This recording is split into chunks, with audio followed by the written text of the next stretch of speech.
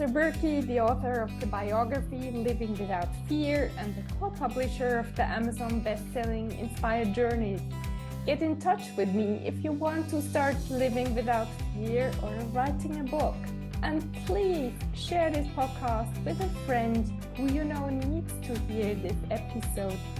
Subscribe to my YouTube channel, write a short review, and rate it on your favorite podcast platform with a lot of stars if you enjoyed it.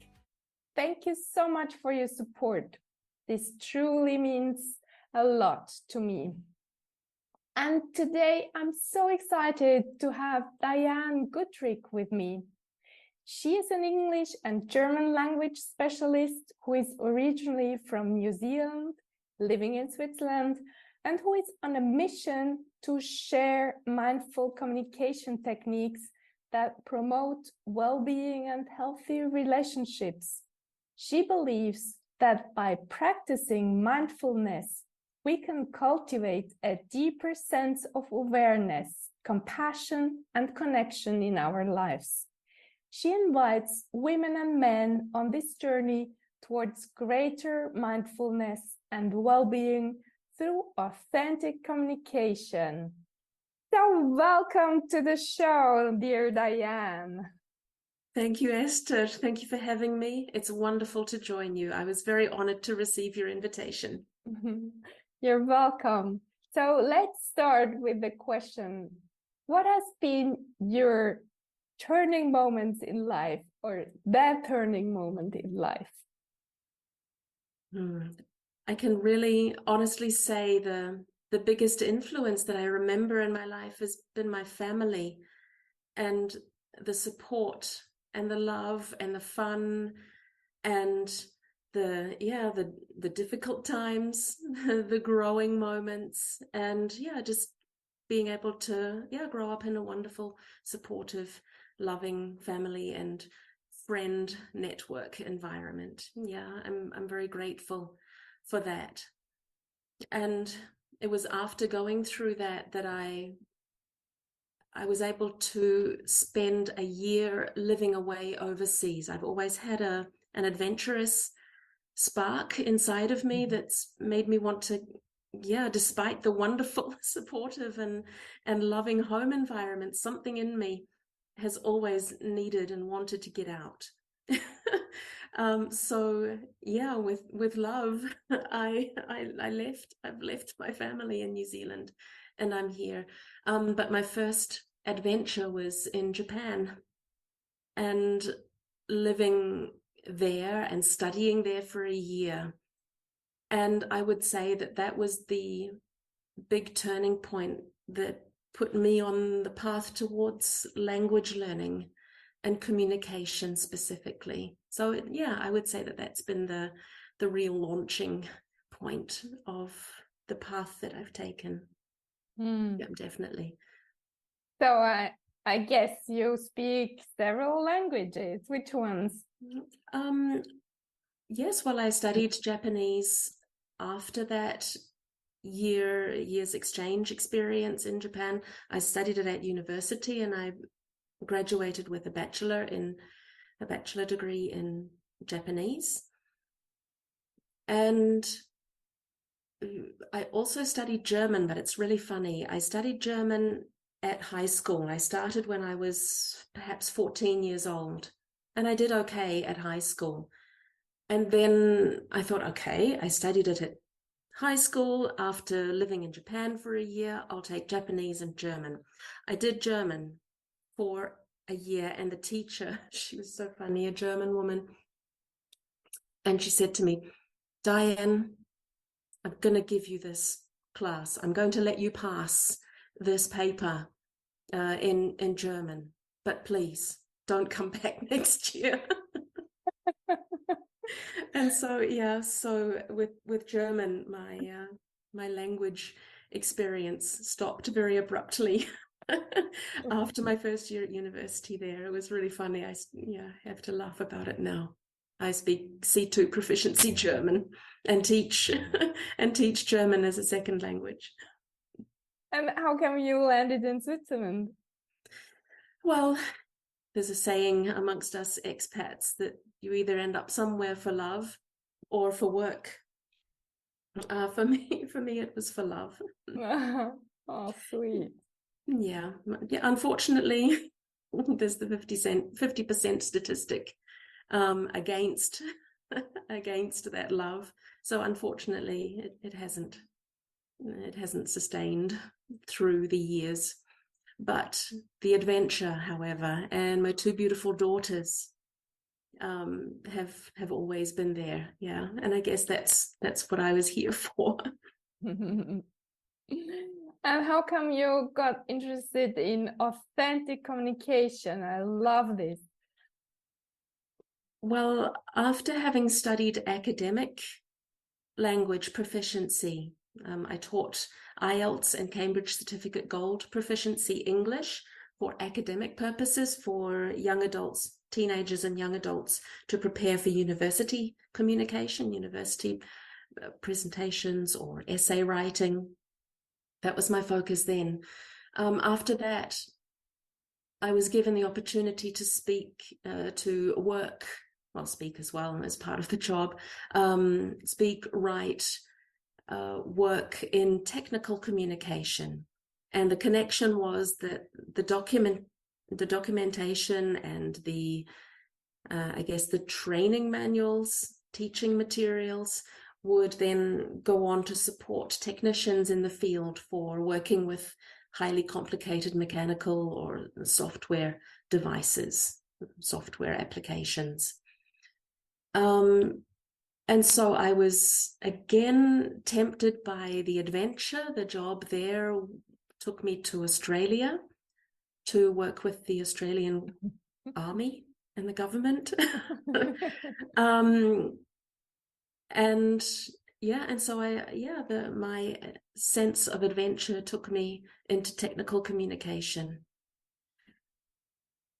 And just, as we get older, we realize things, don't we? And now having children and having that life experience, having had that adventure, I can truly appreciate what I grew up with at home. And I appreciate that wonderful, caring, loving environment comes from the authentic and true connection between what we feel and what our authentic experience is and what we say and how we say it, because it ripples out. Even if we don't use the words to express how we authentically feel, we're going to express it anyway. With body language, with our facial expressions, with our tone.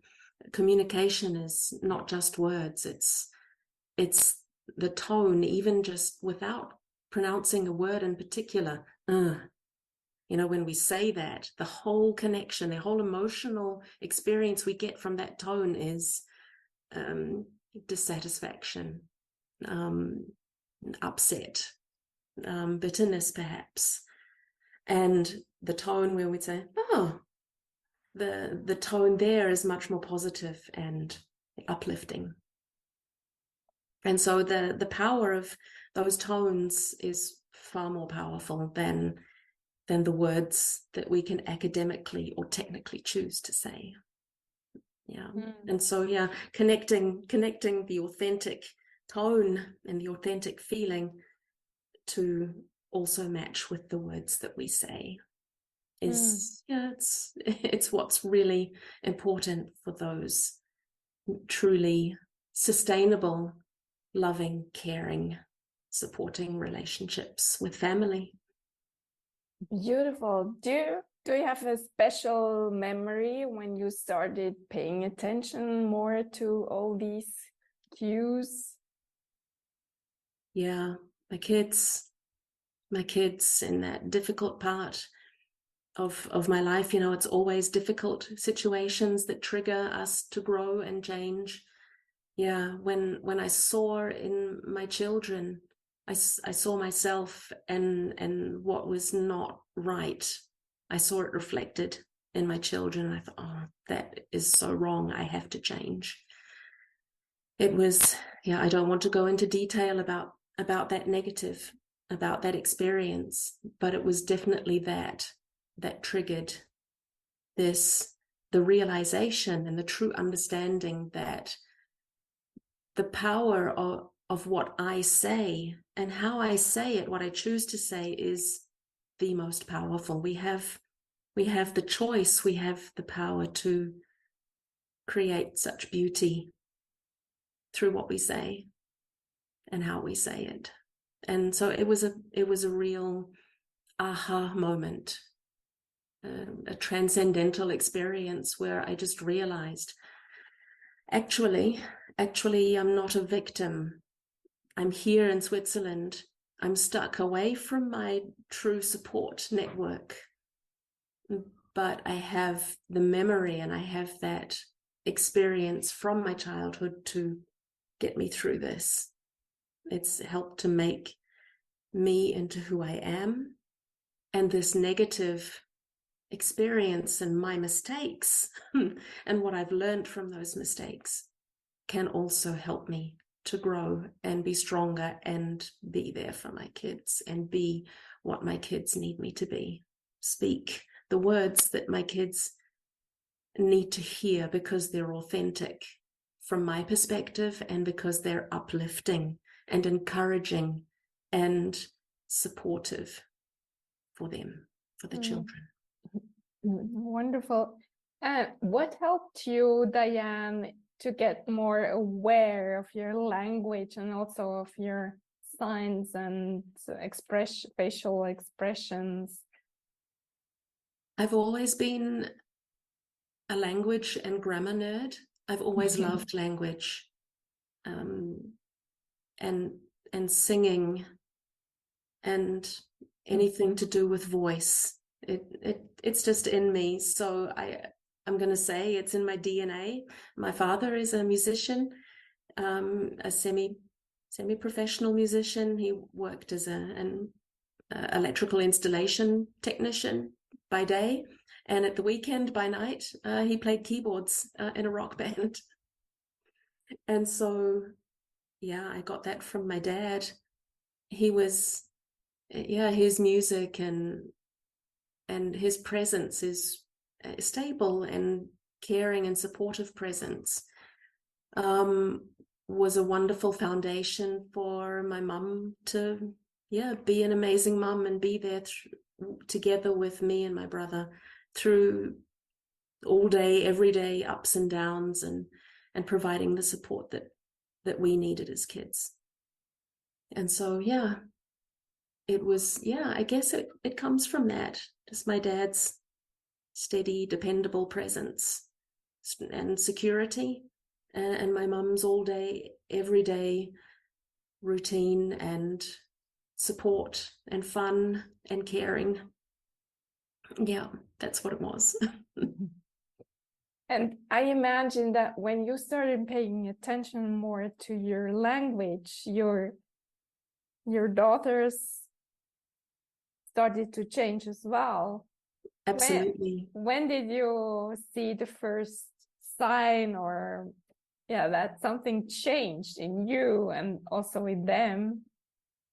It didn't take long after I noticed. Well, it's the authentic communication. It was what was in my heart and what was in my true authentic belief about myself and the situation. Kind of my emotional being is what they picked up on first. And then it took them some time, I guess, to realize, oh, mummy's energy is not chaotic and stressed and afraid and worried anymore. Mummy feels sure and safe and secure in herself as an island in a culture and in a country that is not my own, without a friend and family network. Despite that, I've found the peace and serenity and safety in myself, and knowing that my choice was right, knowing that I was going the right way for myself and ultimately for my children. And they then obviously had to test that because they see, oh, mummy's changed, and then they test it and they poke and they try and they feel destabilized, and that comes out as emotional outbursts, as tantrums, as upset. And despite that, as a parent, staying calm. I'm the parent. I'm emotionally regulated. I can be there as a stable rock to help them get through their emotional instability. They're the kids. They're meant to be emotionally unstable. And especially, going through teenage life now, preteen, kind of pre-puberty, kind of emotional roller coasters. It's also actually a wonderful experience. Emotions are not to be feared. Emotions are necessary. We need them. They inform us. They're there to, it was that fear and that worry and that stress that made me think, something's wrong. I shouldn't be feeling this way. A harmonious and good life doesn't need to be like this. And so that's when I realized I needed to listen to my emotions with my rational brain and say, okay, I'm feeling this. What do I need to do to make it different? Do I need to change myself? I can't change anybody else. They need to go on their own journey. I can make the changes within myself to find my own stability and go the way that helps me stay on the right path for myself and for my kids. I love this. I remember my son, when I started changing, I told him a lot of things were in my head. And sometimes when I lost my inner security, or if I started being kind of negative talking, he always reminded me of, Mama, you told me something else the other day. So do you exactly. also have They're not stupid. Do you also experience this? Do you have some examples maybe? My kids, I notice that, well, they feel safe, and I always tell them that they should feel safe to talk about anything. They don't need to worry about mummy being angry or upset, or mummy telling them to shut up because they're not allowed to say that or think that or feel that they're welcome to say anything.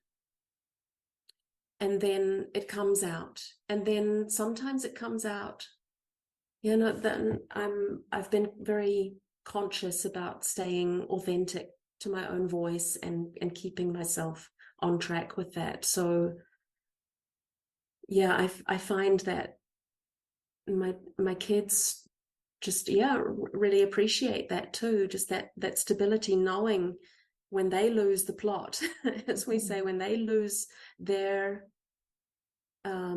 stability, when they feel disconnected or don't know what to do, that they have that safe haven that they can come to and share, and then I can help them to get back on the right emotional track and basically learn emotional regulation and say, okay, when they fight, she said this and she said that, and then helping them to identify what they need in the situation. Usually if they feel like they're not getting what they need, they're sad and they need something, or maybe they're angry because they've lost something.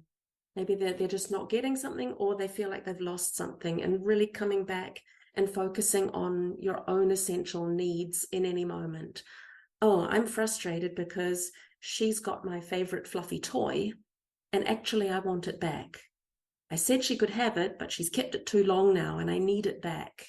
And then, yeah, teaching them how to negotiate those basic needs and wants in all day, everyday, basic life. Yeah, whether it's about fluffy toys or who's in the bathroom first, you know, it's real life. And if someone is listening now, what kind of advice could you give this person who wants to start more mindful communication? Be silent is my first recommendation. Don't speak.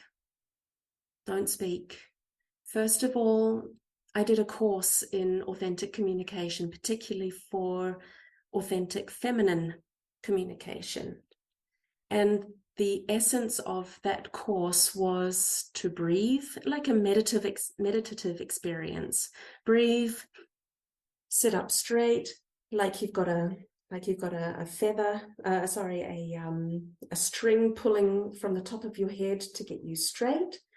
Feel gravity pulling, particularly your womb, pulling the seat of your pants down through into the earth through gravity, and breathe into that and relax, keeping the posture straight, head up and breathing.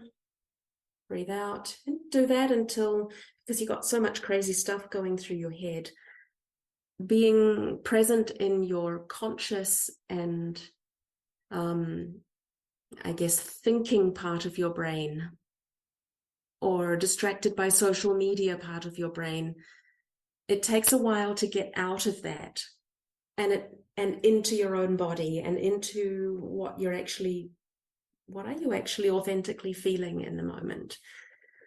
And then, yeah, just breathe into it. It's difficult for me now because I need to be in my cognitive mind to explain it as a concept. And when you're in your conceptual thinking mind, it's difficult to be in your emotional emotional brain or emotional center. Breathe, relax. And sometimes don't be disappointed or afraid if it takes a long time. It's not going to happen overnight. Make it just take 5 minutes a day. Or if 5 minutes are too much, take 30 seconds a day. Start out small. Just say nothing. Breathe. And give your mind space to think. What's good for me? What do I need? What's right for me in this moment? Or what's wrong? What's wrong with me in the moment? And what would help me? Yeah, usually what's wrong with me comes into mind first. Get all these things popping up, especially at night. I notice with my kids, all of the negative, difficult emotions come up at night. Yeah, so first of all, think. And then when you feel ready to speak, yeah, it's definitely a good idea to speak about it. If you don't have a person that you trust, if you've got a therapist, that's always good. Speak to somebody that you can relax with and feel safe with and speak. But until that's possible, or if that's not possible for whatever reason, write. Like you say, Esther, writing is such a powerful and freeing activity. It's a way to just process and release all those negative things. Another thing that helped me is 5 rhythms dancing. Just being in your body.